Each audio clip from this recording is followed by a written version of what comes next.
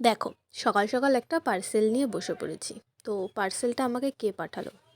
না, আমি অর্ডার করেছি, তাই তো?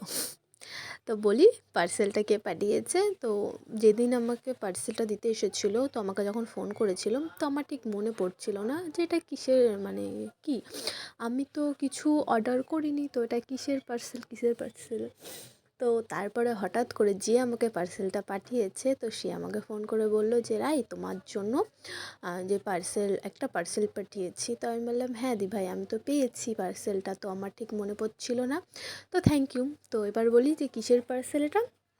তো ফেসবুকে একটা প্রিয় প্রিয় বন্ধু রান্নাঘর আছে, তো ওখানে আমি সারপ্রাইজ উইনার হয়েছিলাম, তো সেখান থেকেই আমাকে এই গিফটটি পাঠানো হয়েছে।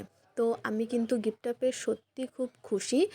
আর পপিদি, রক্তিমাদি, তোমাদেরকে অনেক অনেক অনেক ধন্যবাদ আমাকে এত সুন্দর একটা গিফট দেওয়ার জন্য। আর তোমরাও দেখে বলো যে গিফটটা কত সুন্দর হয়েছে। আমার তো বেশ পছন্দ হয়েছে। বেশ পছন্দ বলতে আমার না, সত্যিই খুব ভালো ভালো লেগেছে গিফটটা। তো তোমরাও দেখে বলবে যে কেমন হয়েছে।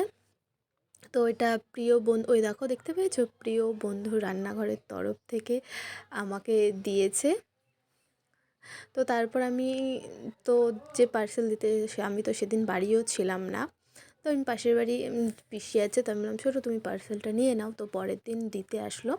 তো তার কয়েকদিন পরে কিন্তু আমি পার্সেলটা খুলছি, কারণ যেহেতু আমার মা নার্সিংহোমে ভর্তি ছিল, তো এতটাই ব্যস্ত ছিলাম আমি, তো সেই জন্য আমি পার্সেলটা খোলারও টাইম পাইনি।